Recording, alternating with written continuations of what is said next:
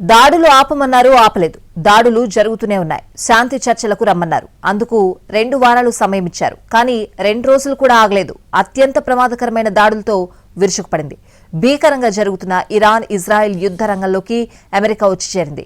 ఇరాన్లోని 3 nuclear sites పై Trump సైన్యం విరుచుకుపడింది. వాటిపై America యుద్ధ విమానాలు బాంబులు వేశాయి. 3 అణు కేంద్రాలపై అమెరికా B-2 స్పిరిట్ బాంబర్లతో ఇరాన్పై విరుచుకుపడింది. ఫోర్డో, నతాంజ్, ఇన్సహాన్ అణు కేంద్రాలపై భారీ దాడులకు పాల్పడింది. ఈ విషయాన్ని అమెరికా అధ్యక్షుడు ట్రంప్ స్వయంగా ప్రకటించారు.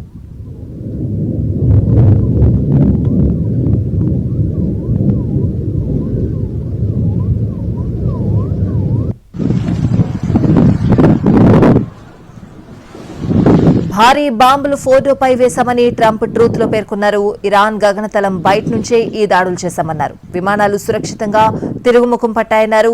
అమెరికా యోధులకు కంగ్రాట్స్ చెప్పారు. ప్రపంచంలో మరే మిలిటరీకి ఇది సాధ్యం కాదన్నారు. ఇప్పుడు శాంతికి సమయం ఆసన్నమైందని ట్రూత్ లో పేర్కొన్నారు ట్రంప్.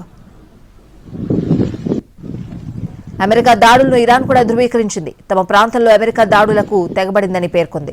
మరోవైపు ఇరాన్పై అమెరికా దాడులు చేయడంపై హౌతీలు హెచ్చరికలు జారీ చేశారు. దాడులను ఆపకపోతే ఎర్ర సముద్రంలో అమెరికా నౌకలను దాడి చేస్తామన్నారు.